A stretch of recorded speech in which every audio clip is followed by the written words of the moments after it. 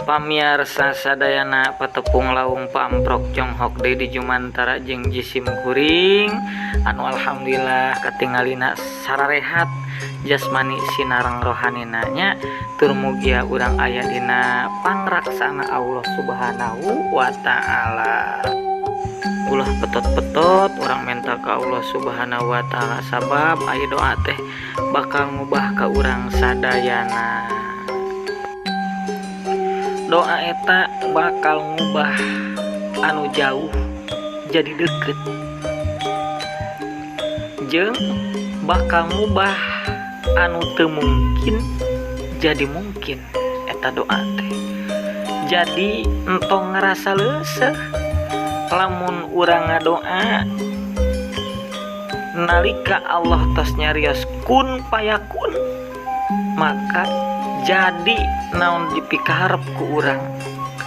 Kun payakun cek Allah jadi mantakna urang tong petot-petot ngadoa ka Allah Subhanahu wa taala.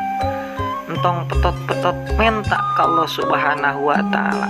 Sabab jalma anu teu kadoa teu menta ka Allah teu dipikaresep ku Allah. Lamun jalma loba menta ka Allah maka Allah bakal resepkeun. Makana cek Allah ud'uni istajib lakum, ngadaroa maneh ka kaula, menta maneh ka kaula, naon anu dipenta ku maneh, naon anu diseja ku maneh bakal dikabulkeun ku kaula. Mangtakna para mitra sadayana urang ulah petot-petot menta ka Allah Subhanahu wa taala sabab ari Allah mah Ar-Rahmanur Rahim anu lasmi kaasih. Sakitu teu jisim pribados para mitra sadayana kaum dangu di mana wae ayana. Tangtosna mudah-mudahan manfaatna ka kuring oge ka sadayana. Mios.